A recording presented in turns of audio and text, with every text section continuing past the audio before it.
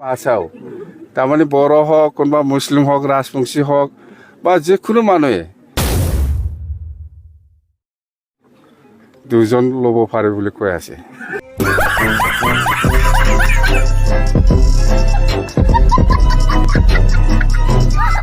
खुलुमबाय रायजोफोर गिबिसिनथाराव फिथांखिब्ल' इउटुब चेनेलनिफ्राय रायजो राजा बयनिसिमबो फुंबिलिनि गोजोननाय बावहरनाय जाबाय।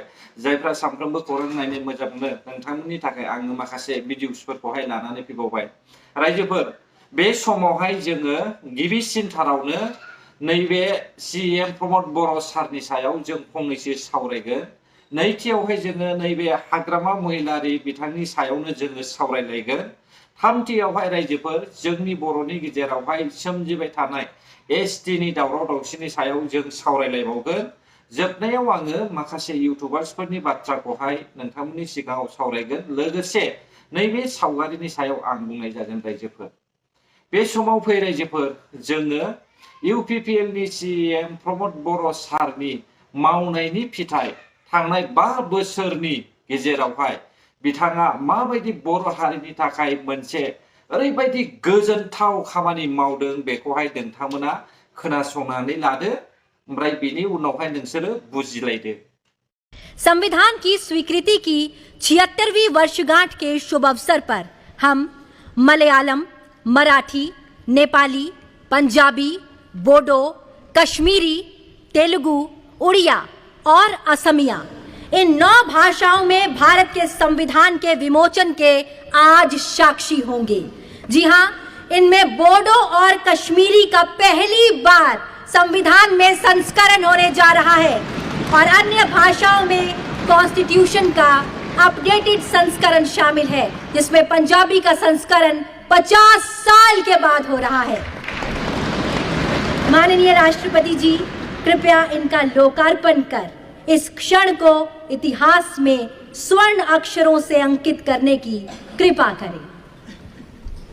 भारत के संविधान का उसकी 8वीं अनुसूची में उल्लिखित 22 भाषाओं में से 9 भाषाओं असमिया, बोडो, कश्मीरी, मलयालम, मराठी, नेपाली, उड़िया, पंजाबी, तेलुगु का विमोचन किया जा रहा है, जिनमें बोडो और कश्मीरी नवीनतम प्रथम संस्करण है व अन्य भाषाओं में अद्यतन संस्करण है। हमारी ये 9 भाषाएं असम, केरल, महाराष्ट्र, सिक्किम, ओडिशा, पंजाब, आंध्र प्रदेश तथा तेलंगाना और जम्मू कश्मीर संघ राज्य क्षेत्र में जनसाधारण द्वारा प्रयोग में लाई जाती है। धन्यवाद। खोनाबायना रायजोफोर 5 बोसोर सरकार सालायनो सुबिदा मोनबाय। बेबो 3.5 यानी कि 3.5 3.5 बोसोरल' बिथांमोना सुबिदा मोनदों। आबसुनि सासे आफादगिरि हिसाबै बिथाङा सासे बर'नि सीएम जादोंमोन। दा बिथाङा 3.5 बोसोर खाबु मोननायावनो बेबायदि खामानिखौहाय मावनाय जोङो नुनो मोनदों। नाथाय जोंनि गेजेरावहाय हास्लाबै रायजो राजाफोरनि गेजेरावहाय थगाय थसि खालामबोनायावसो दिनैनि समावहाय इउपिपिएल पार्टिया जेननानै लानानै थानांनायखौहाय जोङो नुनो मोनदों। नाथाय बेबायदि बेसेबांबा बर' हारिनि थाखाय गोजोनथाव खामानि 50 बोसोरनि उनावहाय जाय खामानिखौहाय मावफुंनो हायाखै, बे खामानिखौहाय दिनै जोङो संसदआवहाय गिबि खेब जोङो खोनानो मोनबाय बर' रावखौहाय। अब्ला रायजो राजा नोंथांमोना मा बुजिखो दिनैनि समाव? इउपिपिएल पार्टिया हारिनि थाखायसो मावदों, बे बाथ्राखौ आं सिगांनिफ्रायनो बुंबोदों। नाथाय नैबे समाव जुदि इउपिपिएल पार्टिखौहाय खाबु होबावनाय जायोमोनब्ला अब्ला बिसोरो जोंनि गामियारि ओनसोलावहाय लामा सामा गोग्लैसोनाय खामानिखौ मावनायनि प्लान पलिसिया बिसोरनाव दङमोन आरो जोंनि बर'खौहाय गिदिर गोलाव खालामनायनि प्लान पलिसियाबो बिसोरनाव दङमोन। नाथाय मेगन गोसा जोंनि बर'नि गेजेरावहाय सासे लिडार थानायनि थाखायनो जों बर'आ बेबायदि थासारि सोमजिनो गोनां जादों। बे समाव फैदो रायजोफोर, जोङो हाग्रामा महिलारि बिथांनि सायावनो जों सावरायग्रोनोसै। नोंथांमोना खोनासं, बिथाङा माखौ मोजां मोनदों। দুজন মাইকী লোৱাটো এইটো বেন কৰিছে বেলেগত, কিন্তু BTCত বেন কৰা নাই। কেবিনেটে ডিচিছন লৈছে এইটো। BTC কাৰ্বি আংলং আৰু ডিমা হাছাও তাৰমানে বড়ো হওক, কোনোবা মুছলিম হওক, ৰাজবংশী হওক বা যিকোনো মানুহে দুজন ল'ব পাৰে বুলি কৈ আছে। सानै जुलि लानायनि बाथ्रानि सायावहाय हाग्रामा महिलारि बिथाङा मोजां मोननानैहाय मिनिदों, नाथाय सासे दैदेनगिरिनि खुगायावहाय बेफोरो सिरियास बाथ्रा जानांगौ। माबायदि खालामोब्ला जागोन, माबायदि खालामाब्ला जाया बेखौहाय बियो साननो रोंनांगौ। नाथाय बियो सासे सोरबा मैसो गुमग्रा आदुवा लावखारफोर बायदि, यानिखि मैसो गुमग्रा लावखारफोर बायदि आदुवा होनब्लायब्लाबो बिसोरो गाज्रि मोनगोन। बेनिखायनो सोरबा जाम्बा जाम्थाफोर बायदिसो बे हाग्रामा महिलारिया बाथ्रा बुंनानै मिनिनाय जोङो नुनो मोनदों रायजोफोर। दा बेबायदि सरकारा माब्रै हारिखौहाय गोजौआव थिखोनो दे नोंथांमोनाबो बुंदो। दा बे बिथांनि थाखायनोथ' दिनैनि समावहाय बेफोरबायदि थुंग्रि दिन्थिलायनाय, दावहा नांनो नागिरलायनाय बे जाथाया सोमजिदों, नङाब्लाथ' सोमजिनाय नंलामोन। सानदोंमोन UPPL पार्टिया ज' गोरोबज्लायनानै जोङो बड'लेण्ड दानोसै, मानोना जोंनि बर' रावा अलरेडि संसदआवहाय थांखाबाय आरो जों बर' हारिनि रावा जोङो राष्ट्र भाषा जोङो मोनखाबाय। दा बेनिखायनो बिथांमोना सानदोंमोन, नाथाय माखासे गादि लुबैसुला नंखाय बाखाय थगायनानैहाय बर' रायजो राजाफ्रा थगायजानानैहाय दिनैनि समावहाय हाखराव गोग्लैफिननो गोनां जाबाय। दा जों नुबाय दा UPPL पार्टिनि मावनाय खामानि, हयथ' आरोबाव माखासे गोनां खामानियानो मावनानै दंबावो, बेखौ उनावसो मिथिगोन।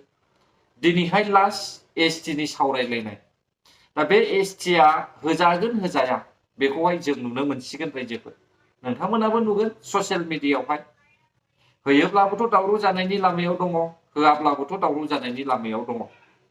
होयोब्ला बांसिन दावराव जागोन, होआब्ला बारा दावराव सोमजिनाय नङा, बेखौहाय नोंथांमोना मिथिखागौ। आं इसिबां बुंनांगौ होननानै आं सानला रायजोफोर। अब्ला रायजोफोर, जों बर' हारिया मोजां लिडारखौसो गाज्रि बुङो, गाज्रि लिडारखौसो मोजां बुङो। दिनै नुबोदोंना रायजो राजा नोंथांमोन? बे समाव सोरबाया BPF नि सापर्टार्सआ बुंगोन बर'नि रावखौहाय BPF पार्टियानो सोसनदों होननानै। आं गनायो रायजोफोर, सोसनदों, आं गनायो।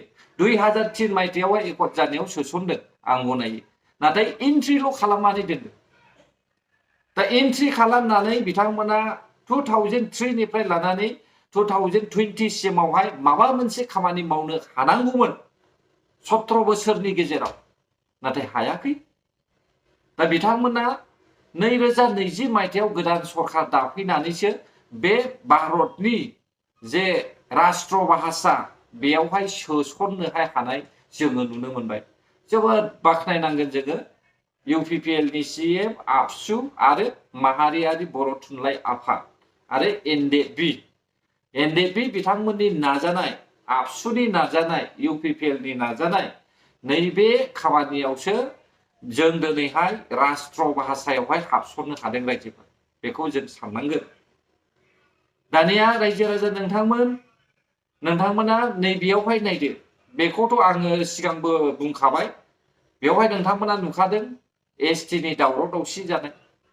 बे ST नि दावराव दावसियानो जाहैबाय जोंनि बर'नि गेजेरावहाय सासे साननो रोङि लिडार थानायनि थाखाय बे दावरावआ सोमजिदों। बेखौ जों बयबो मिथिगौ। एसेबां बुंनांगौ होननानै आं सानला रायजोफोर, नोंथांमोना मिथिखासिगौ।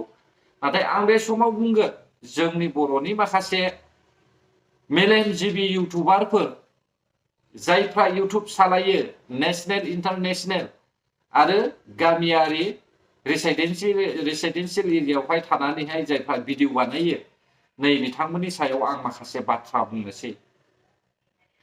बिथांमोननि भिडिअखौ आं नायो, बिथांमोना माब्लाबानि समावहाय BPF जों जानानै UPPL खौ रायो, आबसुखौ रायो, माहारियारि आफाद, फरायसा आफाद, NDP फोरनि जानानै बाथ्रा बुङो। नाथाय जायहा NDP नि जानानै बाथ्रा बुंदों बेनो NDP खौ मोजां मोना। मिथिबायना? दिनै जों मा नुदों? NDP खौहाय साज्रां ज्रां लोगो जानानै NDP नि हेंथा भिडिअ बानायनो नाङा। एनडिएफबि नि थांखि आरो एनडिएफबि नि हास्थायनाय बेखौ जाय मानसिया बुजिनो गोरों बेबायदि मानसियासो एनडिएफबि नि बाथ्रा बुंनानै भिडिअ बानायोब्ला मोजां होननानै आं सानो रायजोफोर ओरैनो नामल' लानो नाङा सा साज्रां भिउस खामायनो थाखायल' रायजो राजानि सिगाङावहाय बाथ्रा बुंफ्लानानै भिडिअ बानायनो नाङा आरो बै खर' गाज्रि सासे सानै आल्थु फाल्थु लिडारफोरनि सिगाङाव थांनानै स्टेटमेन्ट लानो नाङा जोंनि बर'नि इउटुबारफोर नोंथांमोनखौ आं बुङो मानसिखौ नायग्रो माबे पइन्टजोंहाय बाथ्रा बुङो मा भिडिअ बानायोब्ला बर' हारिनि थाखाय मोजां जागोन बेखौसो सानग्रो दिनैथ' जों नुदों गुबुन हारिनि जों हेंथा जानानै दङ गुबुन हारिया जोंनि जायगाखौ सेनो नागिरदों फारसेथिं इउपिपिएल पार्टिया राष्ट्र भाषा बानायबाय जोंनि बर'खौ लोगोसे आसामनि भाषायाबो जोंजोंनो थांफाबाय ला नायदो बेसेबां लाजिं सिंना एसेबां गोबाव सरखार सालायनाया मा मावनानै थाया दिनै बे समावहाय नोंथांमोना आंखौहाय बखिनो हागौ बखि आं जेबो नांजाया नाथाय आं फिउचारखौ नाहरनानै भिडिअ बानायो रायजोफोर आङो एकमात्र डलारनि भिउसनि थाखाय आं भिडिअ बानाया दिनै जों नुबाय मोनथिबाय जोंनि बर' रावाबो भारतनि राष्ट्र भाषा जाबाय संसदआव गिबि खेब सावरायजाबाय बेबायदिनो जोङो बे समावहाय मदद खालामलायदो गावजों गाव खौसे जालायदो गोजोन्थों अब्ला जायफ्रा आंनि भिडिअखौ जोबजासे नायबाय बर' हारि जै जाथों जै बर' हारिनि